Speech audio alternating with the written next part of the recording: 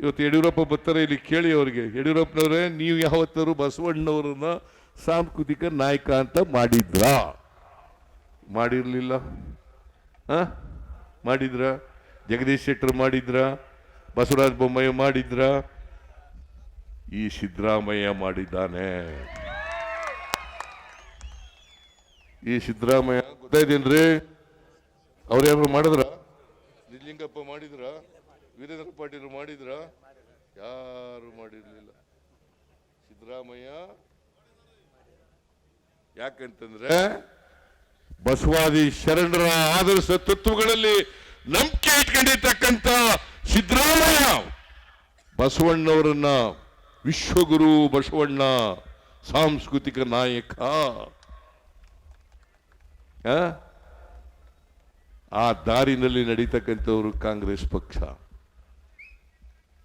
ಇವತ್ತು ಅಪ್ಪರ್ ಭದ್ರ ಇದೆ ಇಲ್ಲಿ.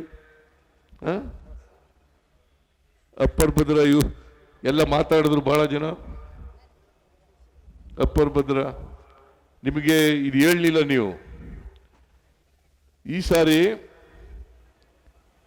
ಶ್ರೀಮತಿ ನಿರ್ಮಲಾ ಸೀತಾರಾಮನ್ 2023-24 ಬಜೆಟ್ನಲ್ಲಿ ಘೋಷಣೆ ಮಾಡಿದ್ರು. ಅಪ್ಪರ್ ಭದ್ರಾಕ್ಕೆ 5,300 ಕೋಟಿ ಕೊಡ್ತೀವಿ. ಎಷ್ಟು? 5,300 ಕೋಟಿ ಕೊಡ್ತೀವಿ.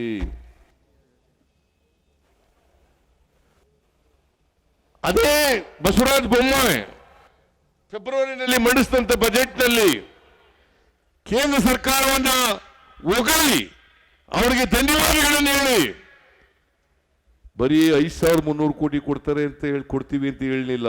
ಅದರ ಜೊತೆಗೆ ಇದನ್ನ ಒಂದು ರಾಷ್ಟ್ರೀಯ ಯೋಜನೆಯನ್ನಾಗಿ ಮಾಡುತ್ತೇವೆ.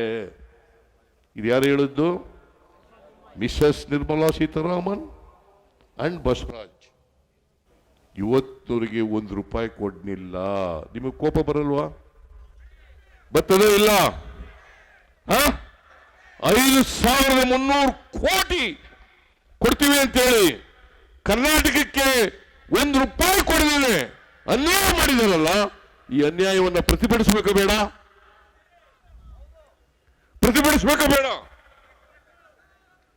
ಪ್ರತಿಭಟಿಸಬೇಕು ಅನ್ನೋದಾದ್ರೆ ಕಾರಜೋಳ ಅವರನ್ನ ಸೋಲಿಸಿ ಚಂದ್ರಪ್ಪನವರನ್ನ ಗೆಲ್ಲಿಸಿ ಇದನ್ನೇ ನೀವು ಮಾಡಬೇಕಾಗಿರ್ತಕ್ಕಂಥದ್ದು.